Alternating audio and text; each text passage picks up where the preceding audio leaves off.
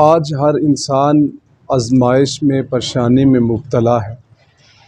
ہم ان آزمائشوں سے پریشانیوں سے کیسے نکل سکتے ہیں؟ تو یاد رکھیے، اللہ نے قرآن پاک میں فرمایا وَلَنَبْلُوَنَّكُمْ بِشَيْءٍ مِّنَ الْخَوْفِ وَالْجُوعِ وَنَقْصٍ مِّنَ الْأَمْوَالِ وَالْأَنفُسِ وَالثَّمَرَاتِ وَبَشِّرِ الصَّابِرِينَ۔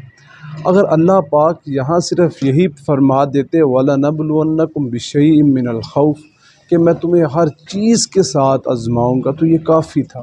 لیکن اللہ تعالیٰ نے بات کو کھول دیا، بھائی اولاد کی کمی کے ساتھ بھی آزمائش ہو سکتی ہے، بھوک کی کمی کے ساتھ بھی، بیماری کے ساتھ بھی آزمائش ہو سکتی ہے، باقی ہر طریقے کے ساتھ ہر چیز کے ساتھ تمہاری آزمائش ہو سکتی ہے۔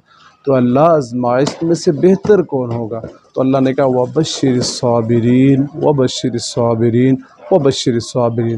جو صبر کرے گا وہی ان کے لیے بہتر ہے، جو صبر کرے گا وہی فلاح پائے گا۔ وَبَشِّرِ الصَّابِرِينَ، اور صبر کرنے والوں کے لیے بشارت ہے۔ تو یاد رکھیے، اگر میرے پاس اولاد نہیں، دولت نہیں، مال نہیں، صحت نہیں، تو میں اللہ کا شکر ادا کروں، میں یہ سمجھوں کہ میری اللہ کی طرف سے آزمائش ہے، نہ کہ میں اللہ کے در کو چھوڑ کے لوگوں سے جا کے مانگنا شروع کر دوں۔ تو یاد رکھیے، کسی بھی آزمائش پر، کسی بھی پریشانی پر اللہ کے در کو کبھی نہ چھوڑیے گا، صرف اللہ سے مانگیے۔